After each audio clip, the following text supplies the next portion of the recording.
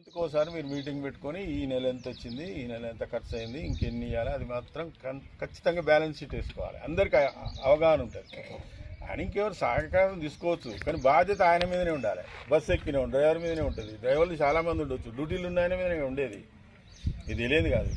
అందుకనే నా ఉద్దేశం ఏంటంటే, మీరు ఫలానా ఊరు అదే అని మీ మనసులో ఉంటే దయచేసి మనకు అద్భుతమైన దేవాలయం వస్తుంది.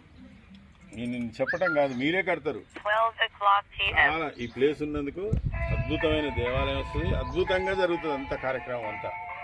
మీలో ఆ పట్టుంది, అమ్మవారు వచ్చింది. ఇప్పుడు మనకు ఈ భూమిలో ఉంది, మన చుట్టే ఉంది అమ్మవారు, మీలో కూడా ఉంది. నిజంగా చెప్తున్నా, ఖచ్చితంగా అవుతుంది. మీరందరూ కూడా ఆలోచించి చేసే కష్టం చేస్తున్నాం. ఇంకా పాతగా అప్డేట్ కావాలి. మనం అప్డేట్ అంటే ఇంగ్లీష్ వర్డ్ వాడవచ్చు, వాడకూడదు, కానీ ఖచ్చితంగా 3 గర్భాలయాలు కట్టుకొని అందులో గణేష్ సార్ చెప్తాడు ఏదైతే రావాలని. సార్ సపతి గారికి చాలా అనుభవం ఉంది.